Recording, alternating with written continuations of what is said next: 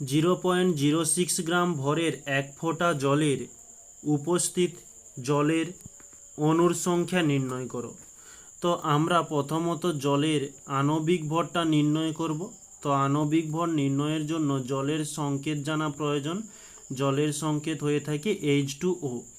তো এর আণবিক ভর H এর 1 আর দুটো H রয়েছে তাই 2 দিয়ে গুণ দিলাম, প্লাস O মানে অক্সিজেন যার হয়ে থাকে 16। তো 1 2 2 প্লাস 16 সমান 16 প্লাস 2 হয়ে যাচ্ছে 18 গ্রাম।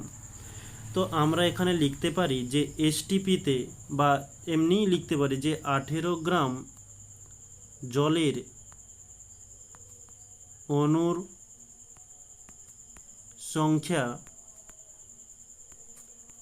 6.022 ইন্টু 10⁻23।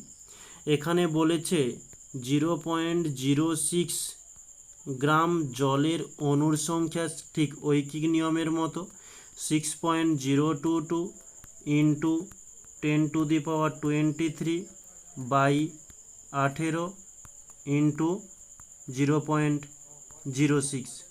পয়েন্ট উঠে গেলে নিচে পয়েন্টের পরে দুটো সংখ্যা রয়েছে তাই একের পিঠে দুটো শূন্য দিয়ে দিলাম। তো আমরা এখানে 6 দিয়ে দিলে 6 3 18। তো আমরা এখানে একটু ভেঙে লিখতে পারি যে 6.022 বাই 3 ইন্টু 10⁻23 ছিল, আর নিচে হচ্ছে 100। তো 100কে আমরা 10 স্কোয়ার লিখতে পারি। ওকে, এখন 6.022কে 3 দিয়ে ভাগ করলে আমরা পেয়ে যাব 2.007। গুণ রয়েছে, গুণ দিয়ে দিলাম।